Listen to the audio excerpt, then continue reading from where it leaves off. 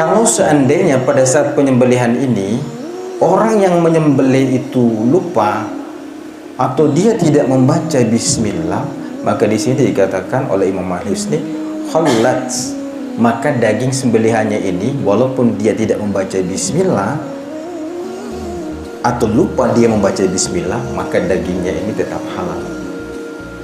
Mengapa? Karena yang sembelih adalah seorang muslim, kecuali yang sembelih itu bukan muslim.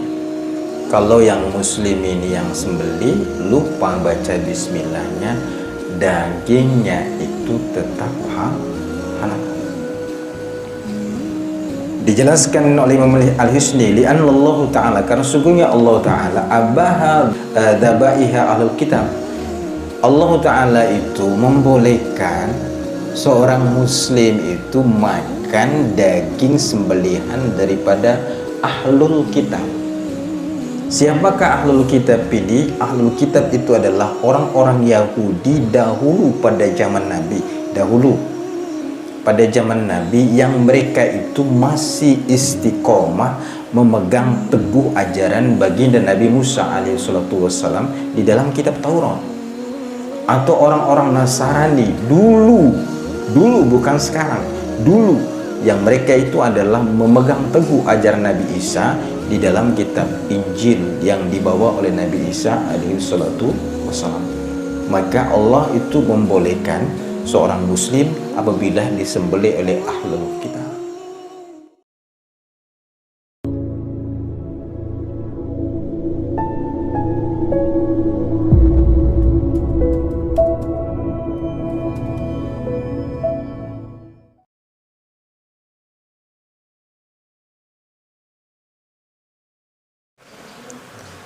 Bismillahirrahmanirrahim. Assalamualaikum warahmatullahi wabarakatuh.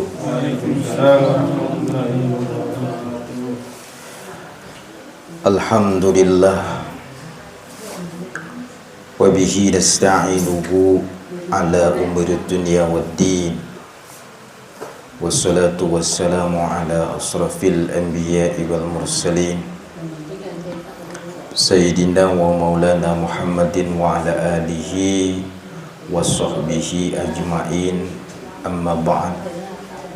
Wa qalu subhanaka la ilma lana illa ma'allamtana innaka antal alimul hakim. Rabbi zidna ilman warzuqna fahman warhiqna bis salihin. Alhamdulillah, segala puji bagi Allah yang saya hormati, Bapak orang tua sepuh yang sempat hadir pada malam hari ini, Bapak Dulang, dan yang saya hormati pengurus Badan Kemakmuran Musola Nurul Ikhwan, Bapak Ketua Bapak Abdul Ghani juga sempat hadir malam ini, walaupun sekitar 2 minggu tidak sempat hadir, Masya Allah, dengan kesibukannya. Pak Bendahara kita, Pak Sekretaris kita, rupanya malam ini cukup lengkap ya. Hanya takmir masjidnya ini, imam rawatibnya yang Pak Ustadz Iwan tidak sempat hadir. Jadi kita semua bersyukur kepada Allah Subhanahu wa Ta'ala, karena sampai saat ini Allah Subhanahu wa Ta'ala masih memberikan kita hidup, masih bisa bernafas. Ada satu nanti kesempatan yang kita semua itu akan menyesali. Kesempatan itu apa? Kesempatan ketika ijazah sakaratul maut. Apabila sakaratul maut itu datang, maka kata Nabi, tidak ada lagi pintu kita itu untuk memohon ampun dan pintu kita itu untuk bertaubat. Sehingga dalam hadis Nabi mengatakan istaghfir malam yurgorgir.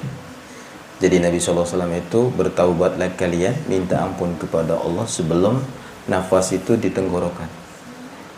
Kalau sudah nafas di tenggorokan, tidak ada kesempatan lagi buat kita untuk bertaubat kepada Allah. Jadi kita bersyukur kita masih diberikan umur yang panjang, sehat.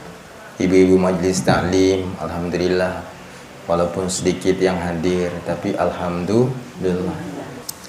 Ibu-ibu yang dirahmati Allah, bapak-bapak yang dimuliakan Allah Subhanahu wa taala, minggu lalu itu kita membahas tentang, masih lanjut, ini mungkin part yang terakhir, bagian terakhir dari masalah kurban ini. Hari ini sudah tanggal 13. Mungkin insya Allah tanggal 17 bulan Juni ini kita merayakan perayaan Idul Adha atau Idul Kurban.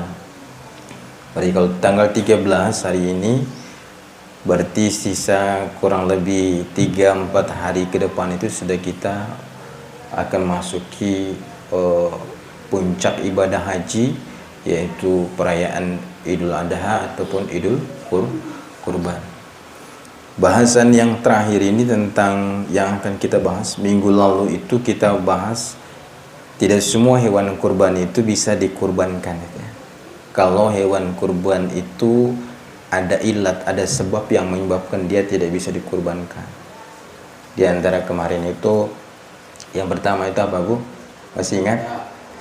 Yang pertama, hewan kurban itu yang tidak bisa dikurbankan, misalnya kambing, unta, sapi, apalagi domba. Perkiraan kita bisa dikurbankan, dia sudah memenuhi umurnya, tapi ternyata dia memiliki ilat atau memiliki sebab atau cacat yang menyebabkan dia tidak bisa kurban. Di antara yang kemarin sudah kita bahas itu disebabkan kurban itu penyebabnya adalah buta, baik buta sebelah atau buta kedua-dua matanya, maka kurban itu tidak bisa. Yang kedua itu adalah pincang. Saya ulangi lagi di video ini, ibu-ibu tolong perhatikan, terutama panitia kurban.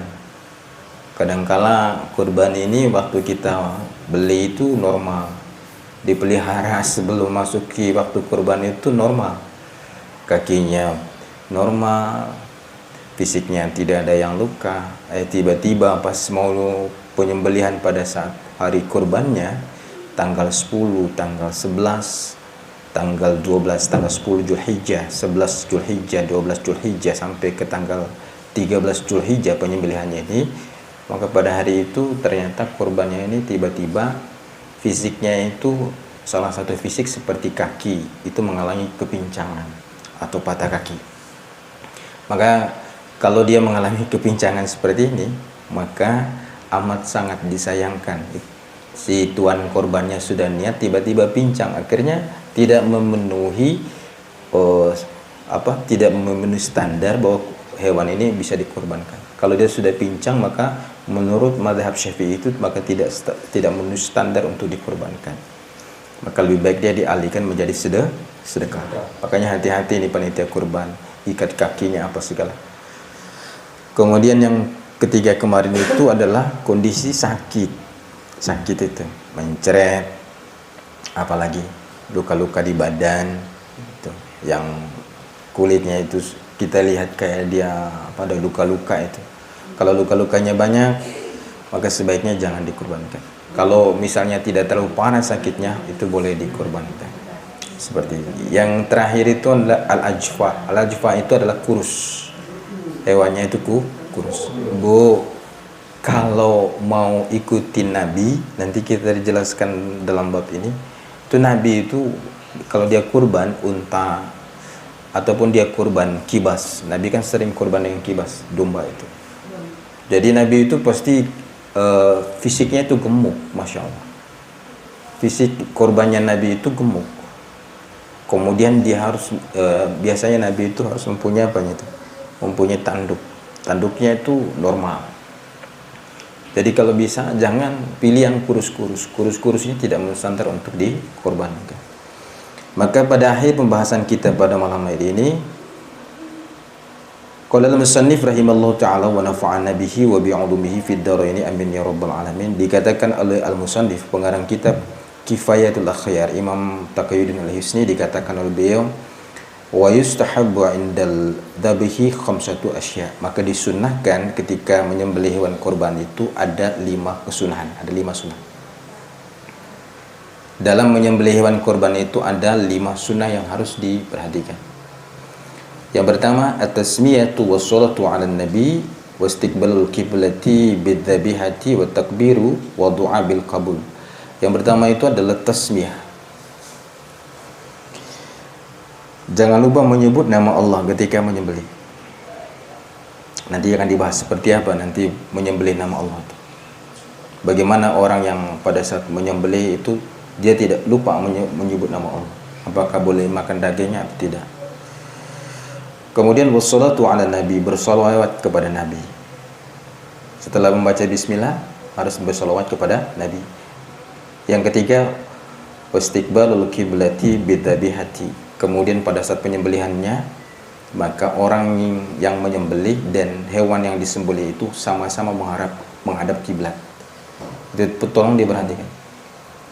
Kemudian buat takbir, setelah menghadap kiblat, orang menyembelih, kambing yang disembelihkan, sapi yang disembelihkan, maka yang berikutnya adalah mengucapkan kalimat takbir. Bagaimana tata caranya? Nanti kita akan bahas. Wa du'a bil qabul. Kemudian terakhir itu doa. Mudah-mudahan korbannya itu yang kita sembelih itu diterima oleh Allah. 5. Tustahabbu tasmiyati liqauli ta'ala. Apa yang melandasi kesunahan bahwa Nabi itu mengatakan sunnah itu membaca bismillah pada saat kita menyembelih hewan kurban.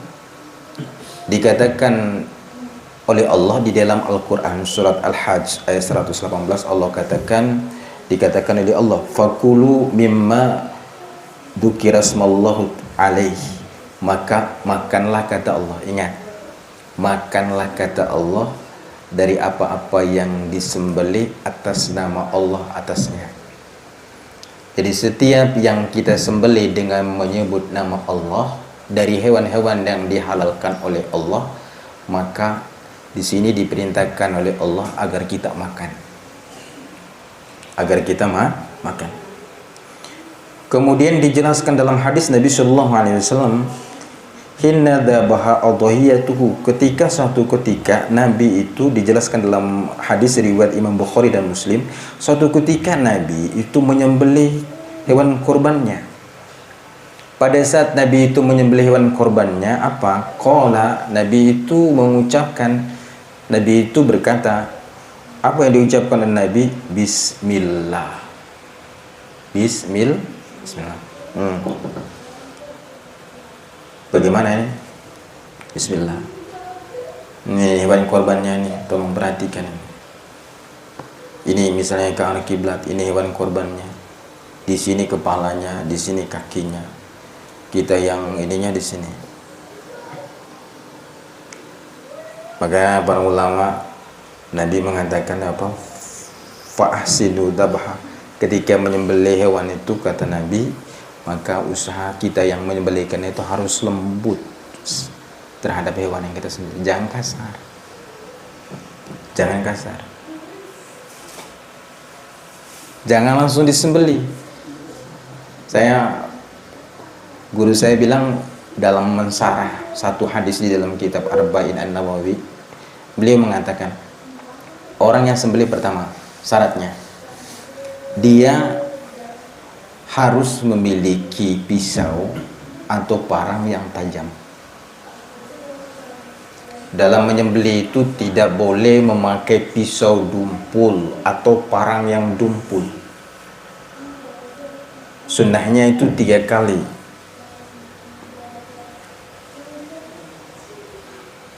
Jangan sampai lebih 3 kali, itu menyiksa binatang. Sunnahnya 3 kali. Makanya pada saat penyembelihan itu pisaunya itu harus dalam kondisi tajam. Jadi kan selama ini saya pernah sembelih ayam waktu masih kecil ini. Sembelih ayam, sudah disembelih itu Bapak Dula, ayamnya lari lagi. Sudah disembelih, kita kejar lagi ayamnya, sudah disembelih ini, orang ketawa semua. Ternyata urat nadinya itu Masya Allah, urat darahnya juga, kemudian urat leher makannya ini belum putus sempurna, sehingga itu yang menyebabkan ayam ini dia lari. Itu menyiksa, tidak boleh itu. Maka sunnahnya 3 kali. Maka seluruh uratnya itu tadi, 3 urat itu tadi, itu terputus semua. Tidak boleh lebih dari itu. Kalau lebih dari itu sampai 5, 7, bahkan sampai 9 kali kita kerek, Masya Allah, itu menyiksa binatang.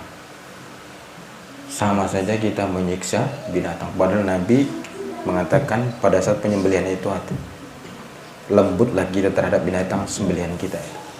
Yang kedua, kedua, dalam satu hadis, sarahnya nih, guru saya bilang, yang kedua, ketika menyembelihkan itu, maka pisau atau golok atau parang yang digunakan untuk sembelih itu tidak boleh dilihat oleh binatang yang disembelih. Mungkin bapak-bapak bertanya, kenapa ini tradisi ketika penyembelihan itu pasti orang tua itu ambil daun itu. Daun-daun itu diambil di atas lehernya kambing atau sapi yang mau disembelih. Sebenarnya itu bukan untuk menutupi leher sebenarnya. Selain untuk agar percikan darahnya tidak kena kita, sebenarnya itu untuk menutupi mata hewan ini, agar mata hewan ini dia tidak bisa melihat pisau atau golok atau parang yang digunakan untuk sembelih. Itu tujuannya. Jangan sampai itu. Makanya orang tua dulu itu disimpan di belakang menghadap binatang yang disembelih itu disimpan di belakang. Karena itu tadi. Yang ketiga, adabnya dalam menyembelih. Jangan menyembelih hewan yang disembelih ini. Kalau yang disembelih adalah induknya, itu disembelih di depan anak-anaknya. Jangan. Atau kambing jantan disembelih kambing-kambing betina yang ada dalam satu kandang di hadapan kambing-kambing betina ini. Jangan. Jauhkan dari anak-anaknya, jauhkan dari kambing-kambing yang lain. Tuh. Tolong ini perhatikan 3 hal ini, adabnya ini. Maka pada saat di penyembelihan ini apa? Kita disunahkan, kata Nabi itu pada saat Nabi itu menyembelih itu mengajar Bismillah. Wa akmaluhu, sempurnanya apa? Bismillahirrahmanirrahim. Falau lam yusammi khalat li'anna Allah Ta'ala abaha dzabaiba ahlul kitab. Kalau seandainya pada saat penyembelihan ini orang yang menyembelih itu lupa atau dia tidak membaca bismillah, maka di sini dikatakan oleh Imam Al-Husni khalat, maka daging sembelihannya ini walaupun dia tidak membaca bismillah atau lupa dia membaca bismillah, maka dagingnya ini tetap halal. Mengapa? Karena yang sembelih adalah seorang muslim. Kecuali yang sembelih itu bukan muslim. Kalau yang muslim ini yang sembelih lupa baca bismillahnya, dagingnya itu tetap halal. Dijelaskan oleh Imam Al-Husni, li'anna Allah Ta'ala, karena sungguhnya Allah Ta'ala abaha dzabaiha ahlul kitab. Allah Ta'ala itu membolehkan seorang muslim itu makan daging sembelihan daripada ahlul kitab. Siapakah ahlul kitab ini? Ahlul kitab itu adalah orang-orang Yahudi dahulu pada zaman Nabi. Pada zaman Nabi yang mereka itu masih istiqomah memegang teguh ajaran baginda Nabi Musa alaihissalam di dalam kitab Taurat. Atau orang-orang Nasrani dulu bukan sekarang, dulu yang mereka itu adalah memegang teguh ajaran Nabi Isa di dalam kitab Injil yang dibawa oleh Nabi Isa alaihissalam. Maka Allah itu membolehkan seorang muslim apabila disembelih oleh ahlul kitab. Kenapa? Ahlul kitab ini wahum la yasumuna ghaliban, rata-rata ahlul kitab ketika mereka menyembelih hewan atau menyembelih kurban itu rata-rata mereka itu tidak membaca bismillah itu secara langsung. Rata-ratanya begitu. Ini diceritakan dalam satu hadis Nabi Shallallahu Alaihi Wasallam, diceritakan di dalam hadis yang diriwayatkan oleh Imam Bukhari dan Muslim fi Sahihain, annan unas, sesungguhnya datang banyak manusia ketika itu, banyak yang datang kepada Nabi. Sahabat Nabi itu banyak datang kepada Nabi Shallallahu Alaihi Wasallam. Qalu, ketika mereka datang kepada Nabi, mereka bertanya kepada Rasulullah. Apa mereka tanya? Ya Rasulullah, inna qauman minal a'rabi. Ya Rasulullah, sungguhnya suatu kaum dari Arab Badui, ya Rasulullah. Ya'tuna bilahmin, ya'tuna bilahmin. Kaum ini ya Rasulullah, dari Arab Badui ini ya Rasulullah, mereka datang kepada kami ya Rasulullah dengan membawa beberapa bongkahan daging ya Rasulullah. Kemudian sahabat ini berkata kepada Rasulullah, "Ma nadri adzkuru smallah amla." Kami ya Rasulullah tidak tahu apakah daging yang mereka bawa ini ya Rasulullah. Mereka ini adalah ahlul kitab, mereka ini adalah orang-orang Yahudi ya Rasulullah. Mereka datang kepada kami membawa bongkahan daging. Kami tidak tahu ya Rasulullah, ketika mereka ini tadi menyembelih daging yang mereka bawa ini tadi, hewan yang mereka sembelih, apakah menyebut nama Allah atau tidak. Maka apa yang terjadi? Nabi Sallallahu Alaihi Wasallam itu bersabda kepada sahabat yang bertanya ketika itu, karena kejadian ini, orang-orang Yahudi itu sekelompok dari Arab Badawi itu membawa daging, mereka itu ragu, para sahabat ini ragu, apakah mereka ini sembelihannya itu mengucapkan bismillah atau tidak. Nabi SAW berkata di dalam hadisnya, faqala sammullahu ta'ala wa kulu. Maka apa kata Rasulullah? Kalian ini, kata Rasulullah, ambil dagingnya, kemudian ketika kalian ambil, kata Rasulullah, bacalah bismillah. Pada saat menerimanya, bacalah bismillah. Kemudian fakulu, maka silakan setelah itu, kata Rasulullah, urus dagingnya, kemudian dimasak. Setelah dimasak, fakulu, maka makanlah daging itu, kata Nabi Sallallahu Alaihi Wasallam. Yang bawa siapa? Ahlul kitab, mereka orang-orang Arab Badawi. Itu sempat sahabat Nabi itu ragu ketika itu. Itu yang pertama, bahwa kalau lupa yang sembelih adalah muslim, maka halal dagingnya tetap dimakan. Syukur-syukur kalau dia sembelih itu bisa tidak lupa membaca bismillah. Yang kedua, amma sholatu 'alan nabi faqad nassa Syafi'i 'alai istihbabuha. Yang kedua adalah sholawat kepada Nabi, membaca setelah baca bismillah pada saat penyembelihannya itu adalah mau disembelih. Yang kedua itu adalah membaca sholawat Nabi. Bisa bismillahirrahmanirrahim. Allahumma sholli ala sayyidina Muhammad wa ala ali sayyidina Muhammad. Baru mulai. Saya ulangi lagi. Bismillahirrahmanirrahim. Allahumma sholli ala sayyidina Muhammad wa ala ali sayyidina Muhammad. Ini dijelaskan oleh Imam Asy-Syafi'i tentang kesunahannya. Kenapa dia sunnah? Itu kiasannya. Kiasan ala sa'iril mawadhi, kiasan terhadap daripada ibadah-ibadah yang lain. Contoh bu, dalam sholat jenazah, setelah apa itu Al-Fatihah. Yang kedua apa? Ibu tahu? Al-Fatihah dulu, yang kedua apa?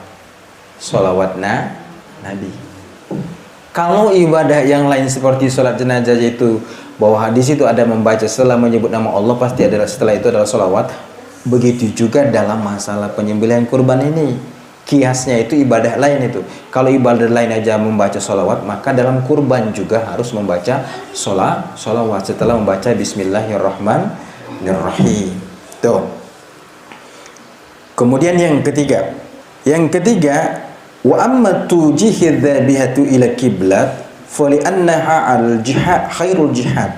Yang ketiga adalah sunnahnya itu menyembelih hewan kurban ini harus menghadap kiblat. Menghadap kiblat. Hewannya harus menghadap kiblat. Orang yang menyembelihnya juga harus menghadap kiblat. Ustaz, kenapa kalau menyembelih hewan kurban atau hewan itu harus menghadap kiblat, Ustaz? Karena di sini dikatakan oleh Imam Al-Hisni fali anna khairul jihad, maka kata beliau sebaik-baiknya arah dalam beribadah apapun bentuk ibadahnya, sebaik-baiknya arah itu kata beliau adalah arah ke kiblat. Makanya ibu kalau di rumah gorengnya, kan ini mau jual gorengan ini ceritanya, ibu kompornya disiapin bagus, dinyalakan. Ibu yang gorengnya itu usahakan ibunya menghadap kiblat, karena ibadah itu. Itu bu, hadap kiblat.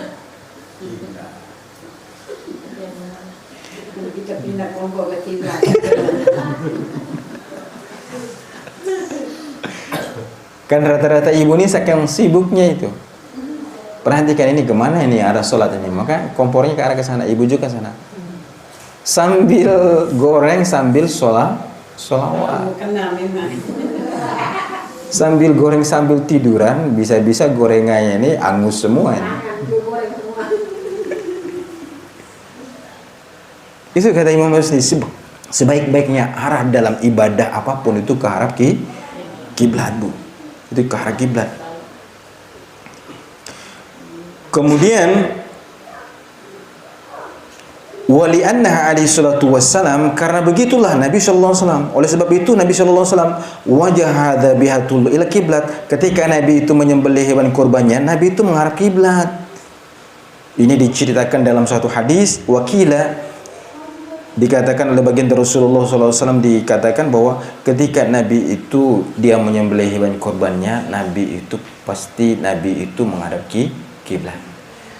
Terus bagaimana tata caranya menghadap kiblat?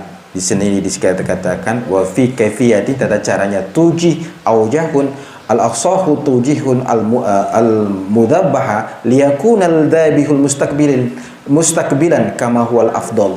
Bahwa pada saat menyembelih hewan kurban ini, cara yang baik menghadap kiblat itu apa? Hewan kurbannya diarahkan ke arah kiblat, orang yang menyembelihnya juga menghadap ke kiblat. Jangan begini, karena takut. Kadang-kadang yang sembelih juga ini takut ini. Sapinya sudah warnanya hitam, tanduknya panjang, ada sedikit ketakutan ini. Sampai-sampai sembelihnya sudah sapi yang menghadap kiblat, dia hanya miring-miring lagi. Kalau sapinya yang kita sembelih itu hadap kiblat, maka kita juga yang sembelih juga harus menghadap kiblat. Itu cara, itu yang lebih afdol kata Imam Al-Hisni. Kemudian yang berikutnya itu adalah takbir. Bagaimana takbirnya? Bismillahirrahmanirrahim. Allahumma sholli ala Sayyidina Muhammad wa ala ali Sayyidina Muhammad. Caranya pada saat takbir selagi sembelih seperti itu, yang saya lihatin guru-guru saya itu pada saat sembelih biasanya ini ayam atau kambing atau sapi yang kita sembelih itu kan dia mengeluarkan suara merontakan. Kalau sapi karena sudah mau hembus nafas terakhirnya. Ayam juga begitu, kambing juga begitu. Pada saat dia berteriak seperti itu, pada saat itulah kita mengucapkan Allahu Akbar, Allahu Akbar, Allahu Akbar, walillahil hamd. Imam Nawawi di dalam kitabnya itu di tata cara mengatakan 3 kali kita takbir Allahu Akbar, Allahu Akbar, Allahu Akbar. Terakhirnya itu adalah walillahil. Bisa nggak sebelum disembelih? Bisa. Pada saat sudah baca bismillah, baca sholawat Nabi sebelum disembelih, Allahu Akbar, Allahu Akbar, Allahu Akbar, walillahil hamd. Kadang yang kita lihat dengar selama ini kan kayak takbir itu, Allahu Akbar, Allahu Akbar, Allahu Akbar, Allahu Akbar kabira walhamdulillahi katsira wa subhanallahi bukratan wa asila, la ilaha illallah wallahu akbar, Allahu Akbar, walillahil hamd. Baru ambil. Boleh sebelum penyembelihan itu boleh kita takbir. Tapi menurut Imam An-Nawawi di dalam kitab beliau 3 kali, baru 1 kalinya itu walillahil hamdu. Dia punya tata caranya. Ini berdasarkan hadis Nabi Shallallahu Alaihi Wasallam dari Anas, dikatakan oleh Rasulullah Shallallahu Alaihi Wasallam, doha Nabi Shallallahu Alaihi Wasallam doha bikabthain, bahwa Nabi itu suatu ketika dia berkorban dengan 2 kibas, 2 domba. Kemudian ahmalain, kedua domba itu gemuk sekali. Kemudian akronain, kedua domba itu memiliki 2 tanduk. Kemudian dzabahahuma biyadihil karimah, kemudian Nabi itu menyembelih hewan kurban ini dengan tangannya yang mulia. Tangannya yang mulia itu. Sama wa kabbara, pada saat menyembelih Nabi sallallahu alaihi wasallam itu menyebut apa? Bismillahirrahmanirrahim, kemudian dia takbir. Berarti bismillah kemudian takbir. Wada'a rijlahu al-musyarrafatu 'alal safhaftihima, kemudian Nabi itu meletakkan, padahal Nabi itu ketika dia menyembelih itu Pak, dia punya kakinya yang mulia itu ditaruh di atas kepala daripada sapi atau kambing ini, dia simpan di atasnya. Mungkin kakinya itu, kaki kanannya itu, kaki kirinya disimpan di atasnya, parangnya itu di atas, parang dengan tangan kanan. Kaki kirinya dia tekan ini kepalanya, parang itu di atas. Itu cara Nabi SAW itu dalam menyembelih hewan kurban. Kemudian yang terakhir, wa amma du'a bil qabul, adapun doa untuk dikabulkan, fal mustahabu, maka itu disunahkan. Walafdu, apa doanya? Doanya setelah kita sudah menyembelih tadi, doanya apa Bu? Allahumma hadza minka, ya Allah ini dari Engkau. Wa ilaika, ya Allah ini kembali kepada Engkau. Fataqabbal minni, ya Allah maka kabulkanlah kurban ini untukku. Coba sama-sama, Allah hadza minka, Allahumma hadza minka wa ilaika fataqabbal minni. Pendek doanya, Allahumma hadza minka wa ilaika fataqabbal minni. Ya Allah ini dari Engkau, kemudian kembali kepada Engkau, maka kabulkanlah ini untukku. Tapi kalau bagaimana gini doanya punya korban, ada doa yang lain, Allahumma taqabbal min Muhammadin wa ali Muhammad. Makanya kalau kita yang bacanya itu Allahumma taqabbal min Muhammadin wa ali Muhammad. Kalau yang kita korban misalnya adalah Muhammad Kasim atau Abdul Karim, Allahumma taqabbal min Muhammad Abdul Karim wa ali Muhammad Abdul Karim. Pada saat setelah sembelih. Saya kira itu sunnah-sunnah yang perlu kita perhatikan dalam berkurban. Apa doanya tadi? Allahumma hadza minka wa ilaika fataqabbal minni. Allahumma hadza minka wa ilaika fataqabbal minni.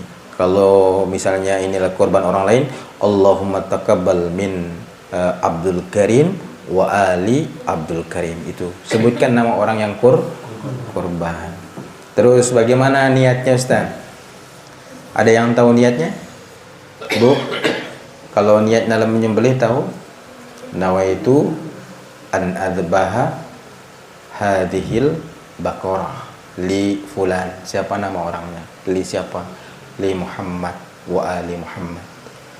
Misalnya, nawaitu an adbaha hadhil baqarah li Muhammad wa ali Muhammad. Yang kurban ini namanya Muhammad dan keluarganya Muhammad.